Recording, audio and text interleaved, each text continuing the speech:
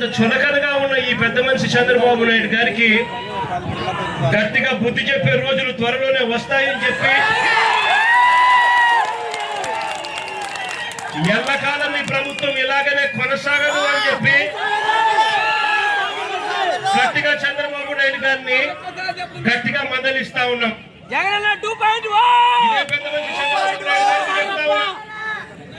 ఇక్కడే ఎంపీలు ఫోన్లు చేస్తారు, కొంతమంది మత్స్యకారులకు 10 లక్షల రూపాయలు డబ్బులు ఇస్తారు, వాళ్ళ తాళ ఇల్లు కలిసి దొంగతనం చేసిన దాంట్లో పాత్రదారులు అవుతారు. ముఖ్యమంత్రి కొడుకు దగ్గర నుండి ఆశీస్సులు ఇస్తాడు. మార్చి 12వ తారీఖు ఆయన వచ్చి చేసుకోపోండి అని ఆశీస్సులు ఇస్తాడు. మార్చి 16వ తారీఖున దొంగతనం జరుగుతుంది. ఇంతకన్నా దిక్కుమాలిన ప్రభుత్వం ప్రపంచ చరిత్రలో ఇంకేదైనా ఉంటుందా?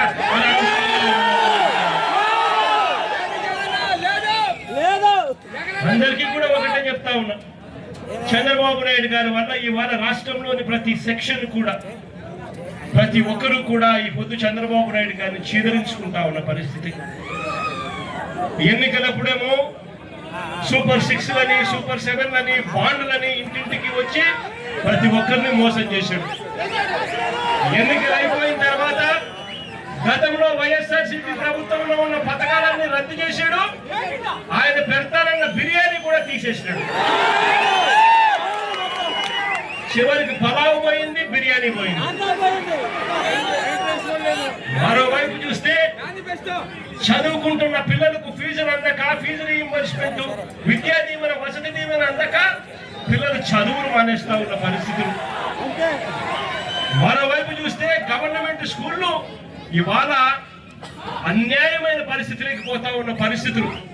గోరుముద్దు కింద మనం తీసుకొచ్చిన పథకం ఈ రోజు చిన్నారులు మంచి భోజనం కూడా పెట్టలేని పరిస్థితిలో ఈ రాష్ట్ర ప్రభుత్వం పనిచేస్తా ఉంది. పిల్లల చేతుల్లో ట్యాబులు కనపడాల్సిన చోట ఇంగ్లీష్ మీడియం బడులు కింద గవర్నమెంట్ బడులు జరగాల్సిన చోట పిల్లలకు ఈ రోజు నాసిరకం చదువులు అందుతా ఉన్నాయి. మరోవైపున చూస్తే ఆరోగ్యశ్రీ పథకం పూర్తిగా పడకేసింది. పేదవాడు ఈ రోజు ఎక్కడైనా కూడా వైద్యం అందాలి అంటే లక్షలు ఈ పొద్దు పేదవాడు వైద్యం కోసం కడితే తప్ప వైద్యం అందని పరిస్థితి.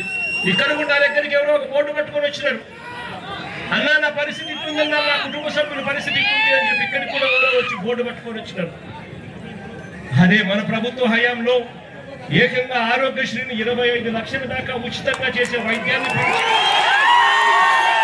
3,300 ప్రొసీజర్లకు తీసుకొని పోయి ఏ పేదవాడికి వైద్యం బాగోలేకపోయినా కూడా ఆ పేదవాడి చిక్కటి చిరునవ్వుతో వైద్యం అందించిన పరిస్థితి నుంచి ఈ రోజు నెట్వర్క్ హాస్పిటల్ పేదవాడిని బోర్డు తిప్పేస్తా ఉన్న పరిస్థితిలోకి, ఈ రోజు పేదవాడి కనపడితే బోర్డు తిప్పేస్తా ఉన్న పరిస్థితిలోకి ఈ రోజు నెట్వర్క్ హాస్పిటల్ తయారయ్యారంటే వైద్యం ఏ స్థాయిలోకి దిగజారిందో చెప్పాల్సిన పనుల.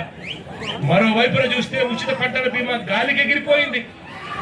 మరోవైపున రైతులకు ఏ ఒక్కరికి కూడా కనీస గిట్టుబాటు ధరలు రాని పరిస్థితిలో, ఏ పంటకు గిట్టుబాటు ధరలు రాని పరిస్థితిలో ఉంది.